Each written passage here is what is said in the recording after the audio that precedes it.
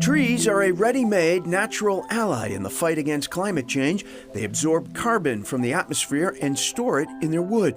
And by using wood in our buildings instead of concrete and steel, that carbon can be stored in our towns and cities as well. The New England Forestry Foundation has thrown its support behind a novel construction idea: tall wooden buildings. This building has some 2,000 cubic meters of wood in it, which equates to just under 2,000 metric tons of carbon dioxide stored in the wood. So we should be starting to think about these buildings as carbon storage tanks.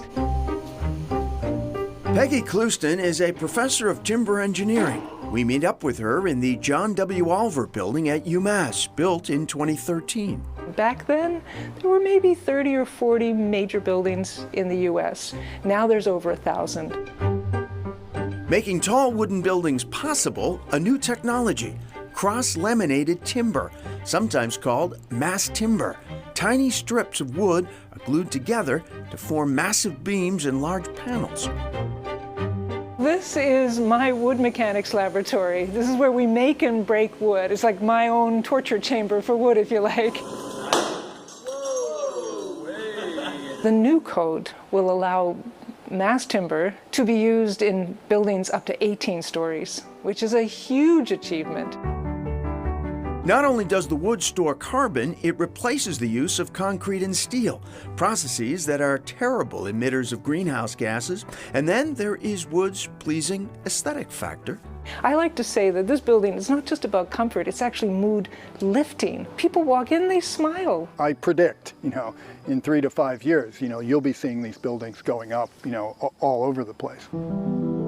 It is a bright spot in an otherwise troubling scenario. We know that climate change is getting worse. We're running out of time. But Bob Purcell of the New England Forestry Foundation says at least part of the answer is rooted right in front of us.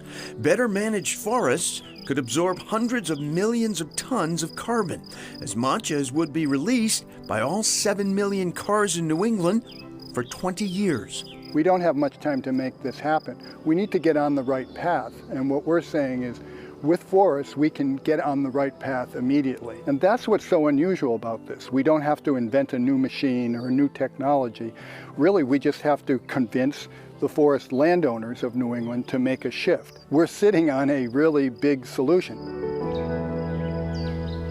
The Northwoods, beautiful nature and nurturing our environment at the same time. It's spectacular there. That is Chronicle for tonight.